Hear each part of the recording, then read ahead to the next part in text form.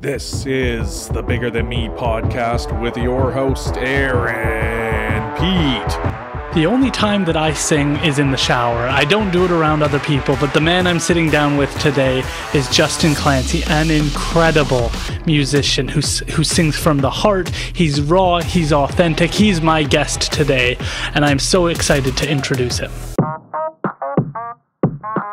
Justin, it is such a pleasure to sit down with you today. I'm so grateful because I think you have such an incredible voice. It really takes me back to be able to listen to your music and to see the vocal abilities that you have. Would you mind introducing yourself for people who might not know you? Sure thing, man. I'm Justin Clancy. I am an artist, a singer, songwriter, piano guy from right outside of Boston, Mass. And I push the buttons, I sing the songs. It's incredible. I'm very curious about how you got started in this because it seems like it would take a long time to develop the notes you're able to hit. The voice that you have is so unique. I'm very curious as to how you got started. I love how you're saying that while I'm just like smoking a cig, dude. That's amazing. Honestly, man, like I originally came up as an underground rapper. So if you listen to like my early stuff, there is no singing. I'm like trying to be Vinny Paz. You know what I mean? Or I'm trying to like rap really fast and really hard and really angry. Um, but like growing up, music has always been a thing for me. I've always written poetry and like done all the things. So it's more so like an evolution over time, and I got more comfortable in my cadence and like more comfortable in my abilities, and I was willing to try new things, and it kind of just stuck. I kind of jumped into the singing thing feet first. I don't have any like I'm not classically trained. I really don't know what the fuck I'm doing. Um, but it kind of just came to me, and the more I did it, the more I was able to like hone in on the skills and just trying new things. And it's sort of like a muscle, just like every other part of your body. And the more that you work on it and the more that you learn about it, like the better you do with it. I'm by no means like the best singer in the world, you know what I mean? But one of the things, like I remember watching something and it was about Bradley Noel. You know about Bradley Noel from Sublime? No, So Sublime though. no. Oh wow. Incredible band. Uh, Pretty much I was watching this documentary or I was reading something about it, and the way they described his voice, it was like he doesn't have the most amazing voice, but it's sincere. And that's something that really stuck with me, and I felt like as long as I could do my best to hit the notes and like get the message across and get my feelings across, as long as it's sincere, the listener is going to be happy, you know? Yeah, you can feel that rawness in your voice, and I think that that's one of the best parts about real music is that authenticity, the sincerity as you're sort of describing. What role did music play in your life? What pulled you towards it, or was it just always a given? Um, Music has always been kind of like a vessel, you know what I mean?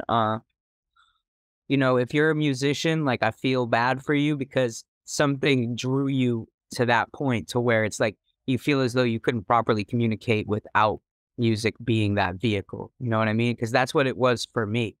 Um, I needed an outlet. I needed a way to express my emotions and feel heard and feel seen.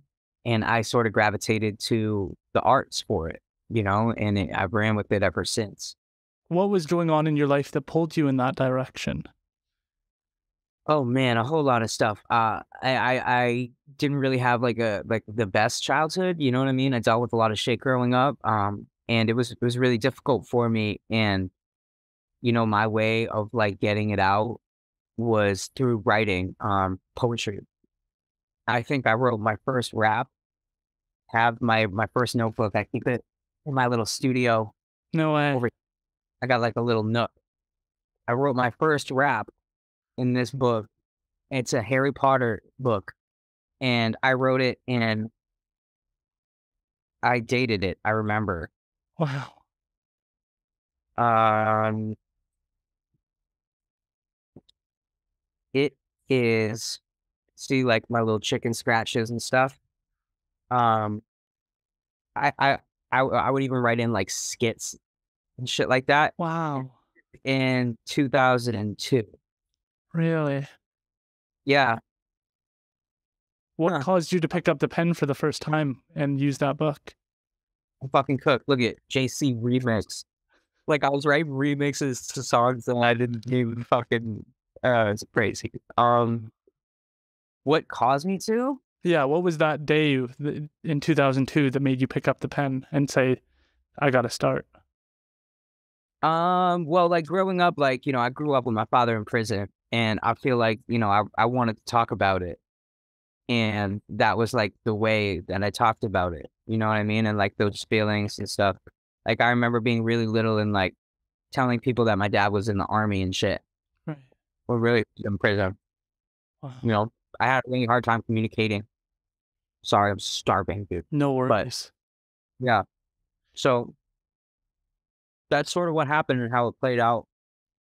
And it just became my everything from there.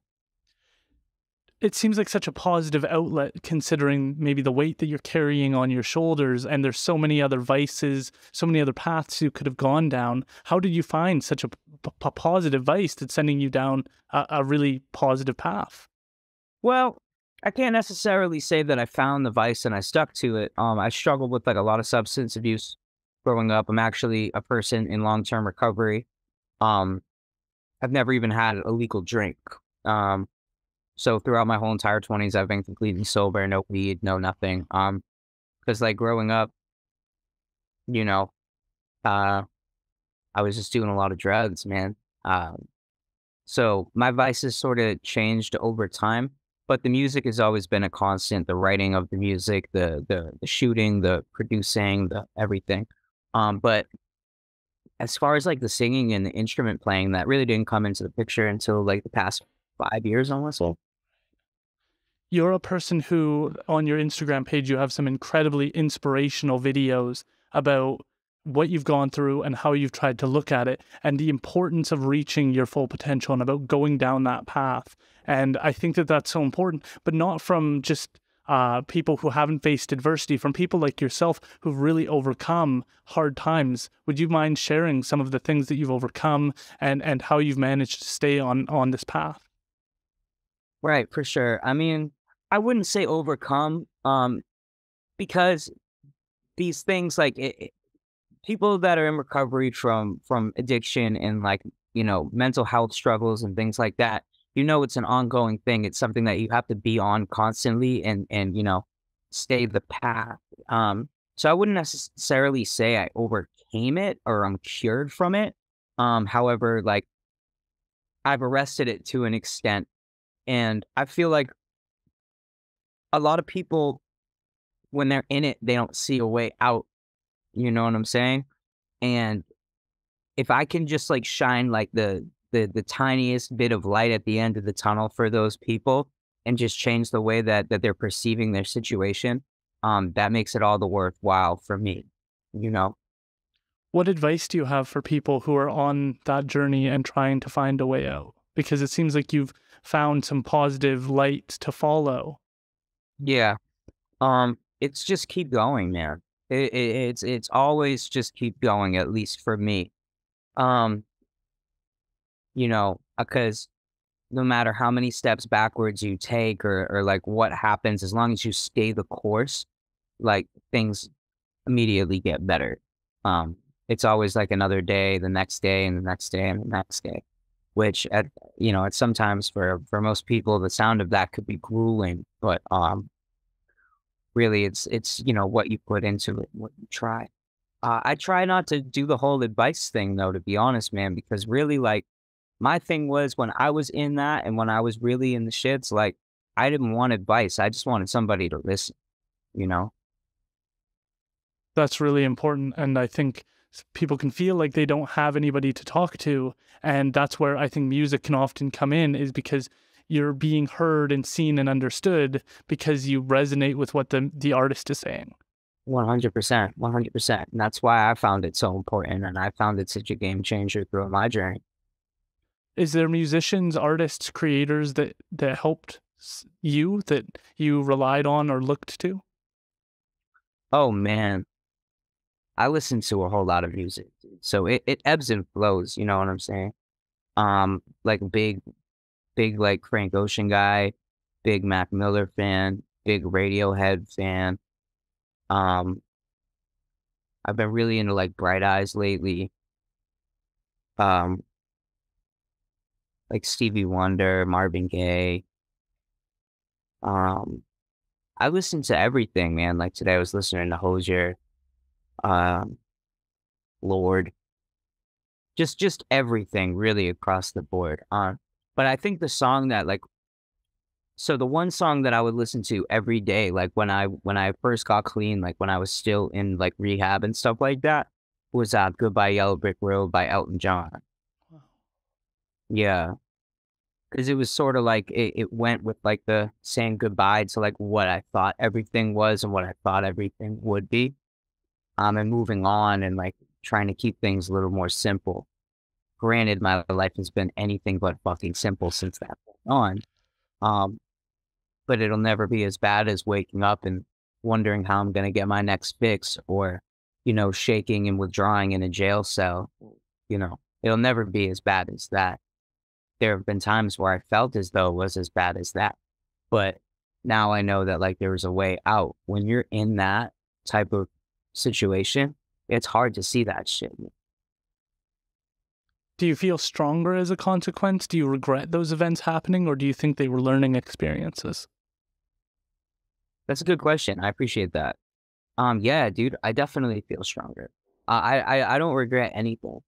There are times where I wish things could have gone different, but at the same time, who knows where I'd be right now? I probably could be dead. It's like a butterfly effect thing. I try not to get too mixed up in that concept, because at the end of the day, I am who I am, and I do what I do. And, the things that have happened in the past kind of molded me into this person that I am today. And I don't believe I'd be strong enough to stay the course had I not had those previous experiences. I agree. Can you elaborate a little bit for people who might not be familiar with the butterfly effect? I understand what you're saying, but I think it's just useful for people to understand kind of the concept. Yeah. So like the butterfly effect is the concept itself is basically like if you go back in time and change even the tiniest of little things, like it could be detrimental to what happens moving forward in the future. It could fucking ruin everything. So it's like you go in the past and you kill a butterfly, and then 30 years later, all you know is that like the world has no more butterflies, or like the world is ending as a result of that action. Who are some of the positive influences that you found throughout all the things that you've been through and you faced? Who are some of those standout voices, individuals that you've been able to look to?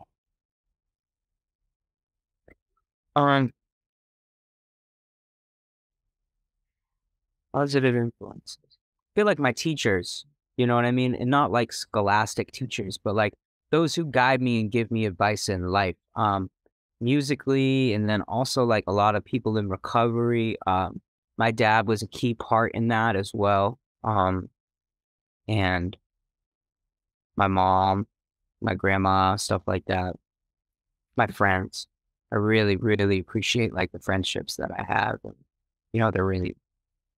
I hold them very close to my heart. I don't have a big family, but like my circle and all of my friends, we hug each other. We say I love you before we get off the phone and shit like that. And they never judge me. Like I'll call them with like the craziest shit in the world, and they'll just be like, "Yeah, I get it. I won't call the police on you." It sounds like it's unconditional love, that it's that no matter what. Yeah, to an extent, yeah. Of course, like no such thing as unconditional love, really. At the end of the day, everybody has conditions on their own love, but like it's close enough. The poetry seems like a unique aspect of your creative experience that like my partner and I, Rebecca, we were listening to your music, and every line she stopped the song so we could go through what the line means, the metaphors connected to it. And I think it's really unique. And then the bars you're able to hit make you feel it in a different way. It's an experience. Even one line, if you slow it down and really reflect on it, has a lot of meaning and has a lot of metaphors. Where did the poetry come in for you? I've been I've always been, I love that you did that, by the way. I'm curious to know like what songs you did that with so I can like further break them down. Hopefully you have, because that's awesome. I love that. And I write that way for a very specific reason. I'm not very focused on punchlines. And I do that on purpose to kind of set me apart, right? I want the hit to be in the way that it's written out. So when I write my lines and when I write my lyrics, I write them out as if it was like a poem. You know, it doesn't necessarily have to rhyme, but I want to evoke feeling, you know? I don't care about the bars and the punchlines and stuff like that. What's important to me is like bringing that emotion out, getting that emotion across and, you know, just being read out like that. I love that. Then we have to talk about Empty Space, because every line in the very first minute of that song is all just going through and talking about the brilliance, the beauty of it. It's elegant in its design, and it's so fascinating to be able to sit there, listen to it, and then have the idea of asking you about how that song sort of came about for you. Thank you. I really appreciate that. And Empty Space is a very special song for me. You know, I was able to team up with like one of my heroes growing up. As you can see, boom, Atmosphere album right there, and like my little special. I have like a little special nook here, and then I have like some special nooks on top of my monitors right here. I like to keep mementos. But yeah, man, Empty Space just kind of came out. Like I wrote that first verse in 10 minutes. Just one sitting, just straight shot. I just sat on the piano and I was like, I heard that. Can you hear that on the? Just a little bit. Oh, that's cool. Yeah, like I sat down and I heard that and I was like, you know, I was in a very melancholic way at that moment in time, and I was feeling very like very mortal, I guess you could say, and kind of looking at things through like a grayscale almost, you know. So it kind of came about organically. I was with my boy Leo at his studio in Cambridge, and you know, we were all day we were going through beats and ideas and stuff like that, because the way I create is everything on the spot, everything organic. Wow. So like 99% of the songs that I released that you hear were all produced, written, and made in one sitting. Really? So there's not a huge planning process or taking pieces and trying to clip them together? No, no. Otherwise I'll overthink it and I'll hate it. You know, so it has to always be in the moment, where I'm at, what I'm feeling, and that allows me to be the most honest with, you know, what I'm doing. As a result of like how busy things have been and like what I've been doing lately, I haven't necessarily been able to create like that. But usually what I'll do is like I'll come up with an idea on the piano or on the guitar at home, and I'll put it in my DAW and I'll write to it, or, you know, sing to it and then bring it to the studio and amplify it. But I try and do everything all in one shot, all in the same, you know. The last part of the process is physically writing it down. Wow. So do the metaphors just come into your head and then you write them down? Does the poetry just flow naturally? Yeah. I kind of just let you know, it comes from the source, man. You know, I kind of just let it take me wherever it wants to take me. Wow. That is Like so no fascinating. yeah, like no fairy tales to tell, nothing to sell. It's all the same. Like kind of just boom. So when you go to sleep, I hope you dream of better things. It was almost like a melancholic lullaby. That's exactly how it feels, but it evokes an emotion, like a sense of peace, a sense of connectedness, and a sense of everything's gonna be okay. Do you know that when you're writing it, that it's gonna have this like it just feels so peaceful in a way, and yet some of the comments can be darker, as you kind of described. It can be heavy thoughts, but on a late night drive, they're very peaceful. Yeah. I feel like it's like beauty in the sadness. You know what I mean? Um, Cause like baseline, that's how I feel a lot of the time, is melancholy. You know what I'm saying? Um, so that's kind of like how I get it across, man. You know? So I'm glad that like brought you some type of peace. Cause I thought that song wouldn't do that well, cause it was so sad and down tempo. And when you put out a single, people expect like the faster shit or like the bigger sounding records. And it's like, I can do that, no problem. But like, I would rather put it all out there. And share where you're at in that moment. And perhaps that's one of the challenges, is that you are who you are in the moment that you're writing. You can't, and that's the challenge, I think, with big labels, is they say, we want this type of album that you made last time and we want it exactly that way. And you may not be in that headspace when they're asking for that product or when you're trying to work on something. Yeah, I don't give a fuck. I don't care. Yeah. Anybody can put on fancy clothes and put on designer shit and be flashy and sound big, look big. Not everybody can strip down and be naked and say, here I am. Yeah. You know, today my head fell off. Here I am. I think that that's another unique thing when we look at your social media, is you're very well connected. You're willing to connect with supporters, with fans, with listeners, and have honest conversations. And you get a lot of love. You get a lot of support of people seeing you just be yourself, and you admit, like, this is the day I'm having. I'm just eating like a slice of pizza, like whatever the day is. It's just who you are. Yeah, for sure. I feel like there's a lot of narcissism within the music industry. There's a lot of ego, especially when it comes to artists, you know what I mean? And ego is my fucking worst enemy, you know? So one of the things that keeps me grounded is just connecting with people, talking to people, like trying to answer as many DMs as I possibly can, and just having real life interactions with them. Because at the end of the day, it's them that are giving me the ability to create on the level that I want to, you know? It's not anybody else. It's not a fucking label. It's not some cash cow out there dishing money out to me, you know? It's the people, and like these experiences inspire me to create more art, because I need that reassurance that, like, you know, this is what we want. This is what we like. We enjoy this. We enjoy this sound. Like, keep it going. Everything else is just fucking air, man. You know, if an A&R likes my music, then I'm doing something wrong. How does it feel to be independent? Is that a freeing experience to know that it's on you, that it's on no one else? Is it challenging at times? Oh, it's fucking terrifying. Oh, dude, it's so scary.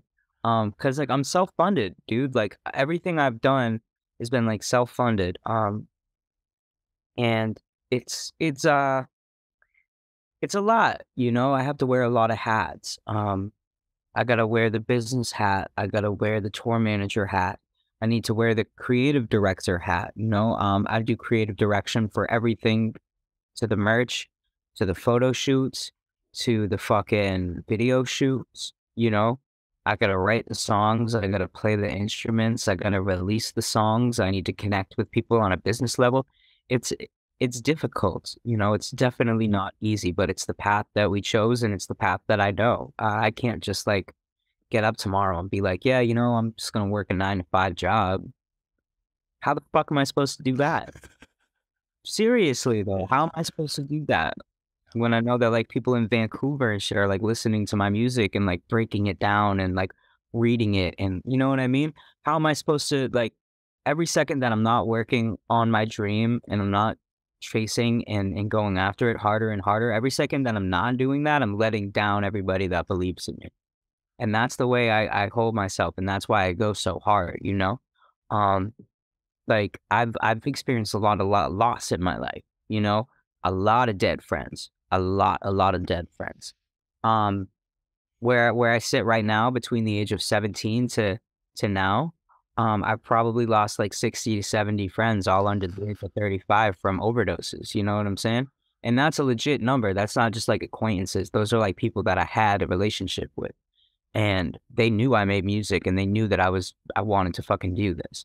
You know, so who am I to stop chasing my dreams when they can't even wake up tomorrow and chase theirs? You feel me?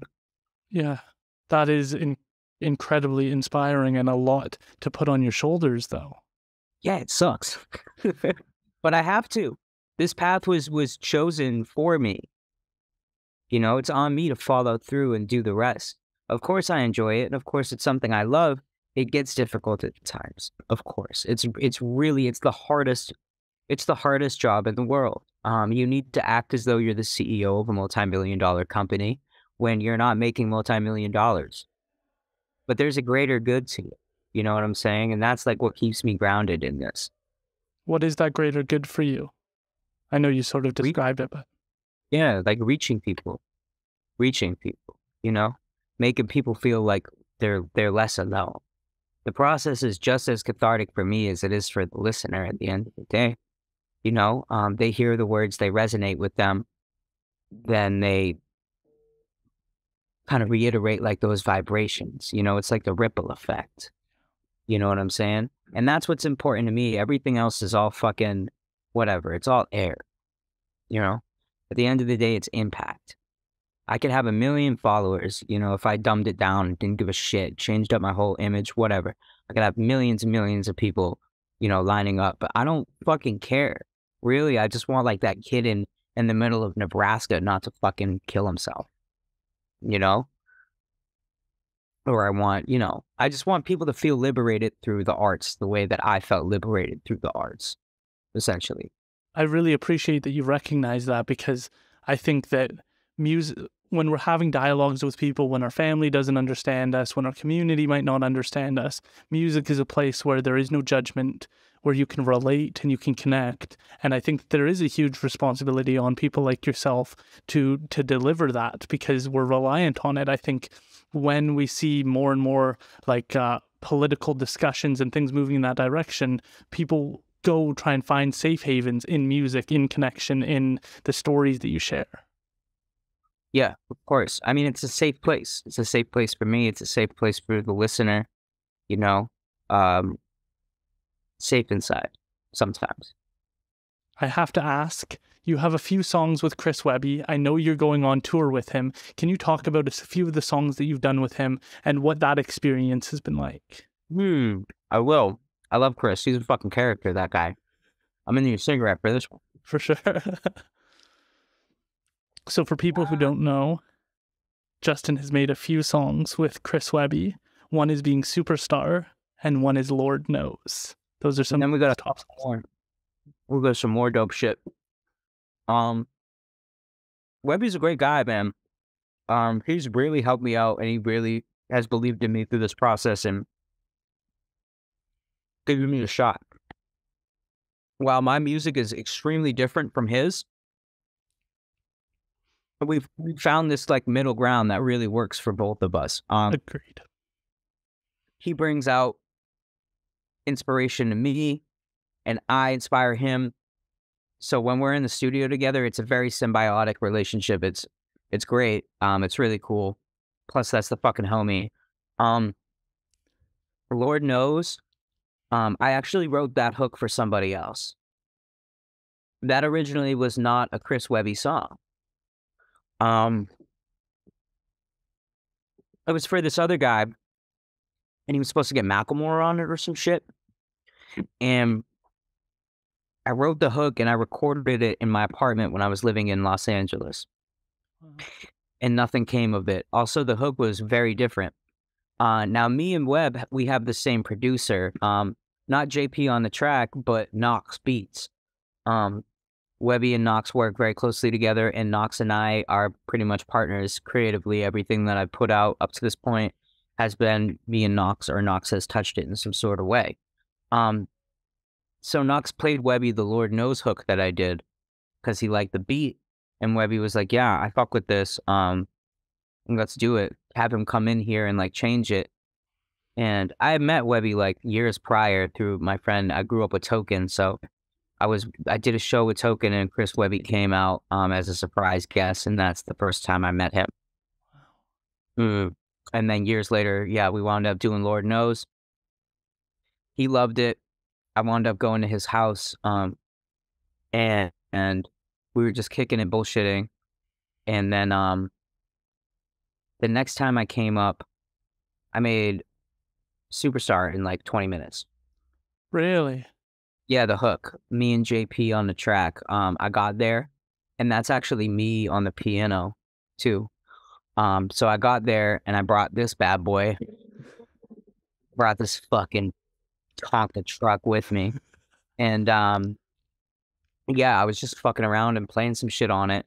And then the take it all and say it's not enough. Like that was kind of coming out. And then yeah, Webby wasn't even in the fucking room.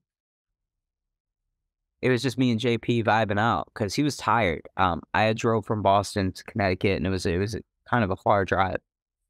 So it was nighttime, and Webb was tired, you know. So I was like, "Fuck it, I'm gonna mash out." And yeah, thus spawned Superstar.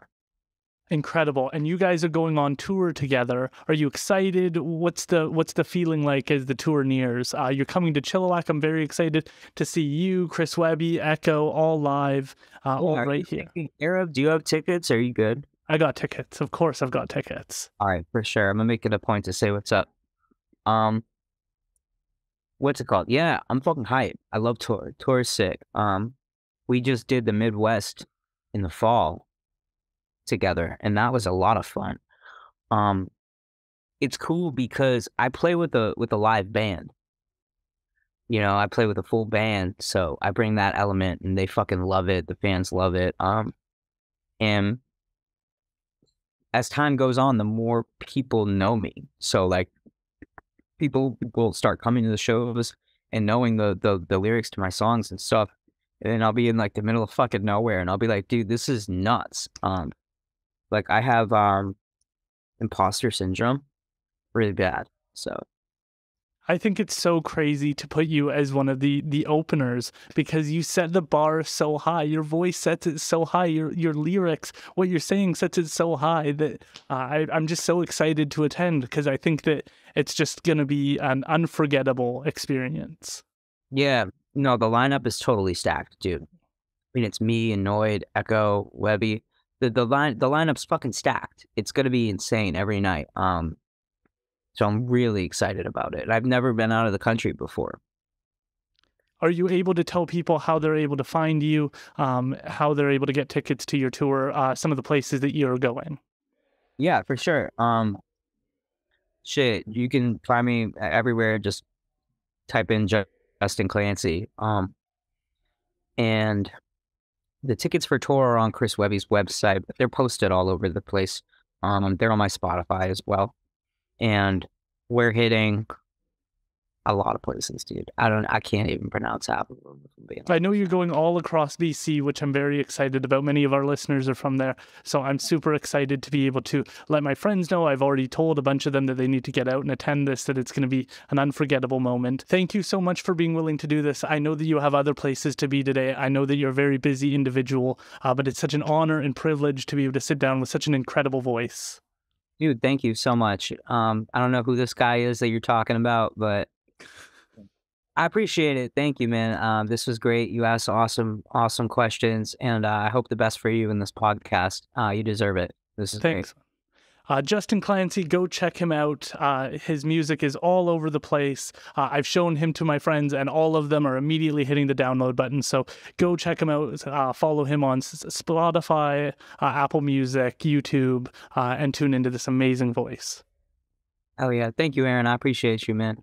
Awesome. Have a good rest of your day. Again, thank you so much for being so understanding. You too. No problem at all, guys. Have a good day, man. You too. Adios. There you have it. Another incredible episode. Yes, you pulled that out. I think his music is really unique because it's outside of my normal scope of rap, but it's because he still has that poetic element that I really admire. And when I can sit there with a song and like see it differently a week later, a lot of the songs on the top 10 list are very shallow, thoughtless. Went to the store and bought some M&Ms, nothing deep about it. I don't know why I'm ripping on M&Ms. Don't cast shade on M&Ms. I like M&Ms. They're good. I really like the almond ones, if I'm being honest. Yeah, almonds are good. Peanuts are not allowed in our house. My daughter has a severe allergy, but they were my favorite. No way. So do you eat them here, or are you worried about breathing out the peanut? She's super allergic, so we just don't try to touch or consume anything with peanuts. So. Wow. Anyways, that's way off the beaten path for this podcast. Fair enough. Thank you all for tuning in to another Bigger Than Me podcast episode. Make sure that you go hit the like button, rate it on Apple Podcasts and Spotify, and subscribe on YouTube.